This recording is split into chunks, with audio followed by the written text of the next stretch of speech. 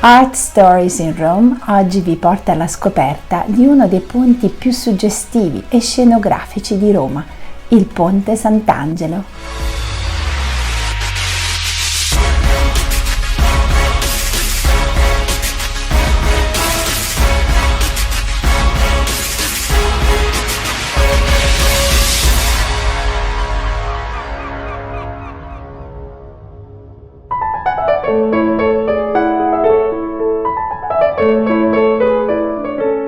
Il Ponte Sant'Angelo è sicuramente uno dei ponti più significativi e più belli della città di Roma, ricco di storie, di miti, di leggende, di significati religiosi.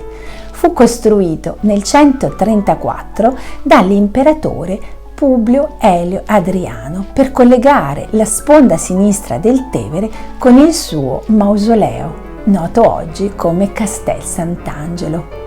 Nell'era cristiana il ponte diventa un fondamentale punto di congiunzione tra la città di Roma e la tomba di San Pietro, attraversato da migliaia di pellegrini provenienti da ogni parte del mondo.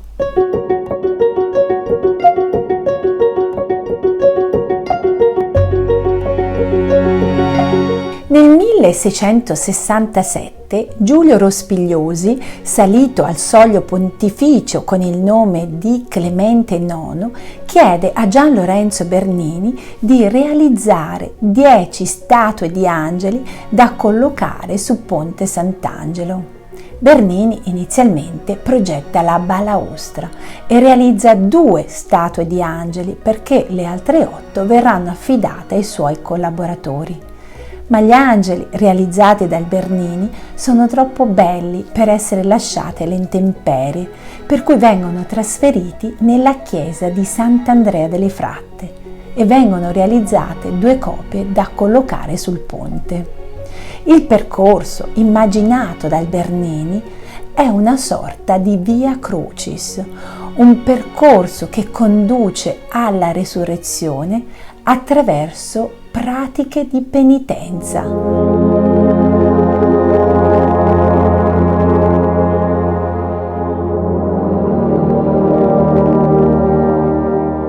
Nell'attraversare il ponte si possono ammirare gli angeli disposti a coppie, alla cui base vi sono le iscrizioni tratte dall'Antico Testamento. Il percorso inizia con la coppia di angeli che sostiene i flagelli con cui Gesù fu frustato e l'angelo della colonna alla quale Gesù fu legato. L'angelo che sorregge il velo della Veronica con impresso il sangue di Gesù e l'angelo che sorregge la corona di spine, copia tratta dal Bernini. Prosegue l'angelo che tiene i chiodi della crocifissione e l'angelo che sostiene i dadi con i quali i soldati si spartirono la tunica di Gesù. Il percorso continua con la 4ª coppia di angeli, l'angelo con la croce e l'angelo con la croce e la scritta INRI, per completare l'angelo che sostiene la spugna imbevuta di aceto e l'angelo che sorregge la lancia con la quale fu trafitto il costato di Gesù per confermarne la morte prima di calarlo dalla croce.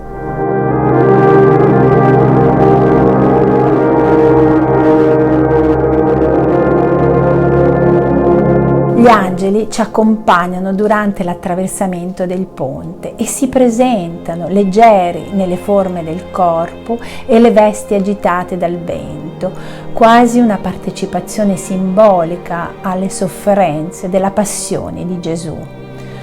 I volti sono sereni nella speranza della resurrezione, una vera e propria Via Crucis, una via di penitenza che porta alla Basilica di San Pietro, via di salvezza.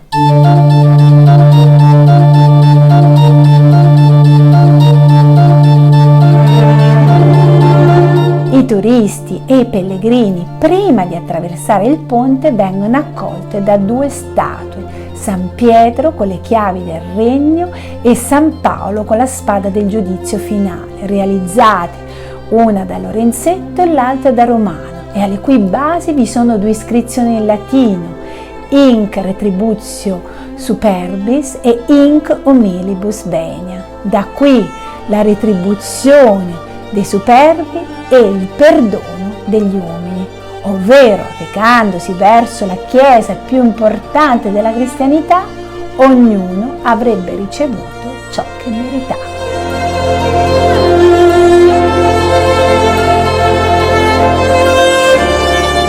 Bisogna però anche ricordare che per molti anni Ponte Sant'Angelo fu il luogo di esecuzione della pena capitale. Ad un certo punto le impiccagioni furono talmente numerose che divenne proverbiale il detto romano «ci so più teste mozze sulle spallette del ponte che meloni al mercato». E a partire dal 1796 chi è che si occuperà della esecuzione della pena capitale sarà Giovanni Battista Bugatti, detto Mastro Titta, Erboia di Roma, il quale in maniera accurata e meticolosa annoterà nel suo taccuino ben 516 esecuzioni. Ancora oggi c'è chi sostiene che il fantasma di Mastro Titta si aggiri nei pressi di Ponte Sant'Angelo.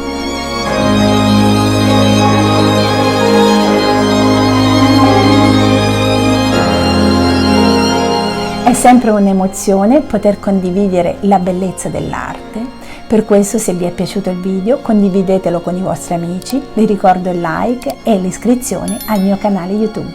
A presto!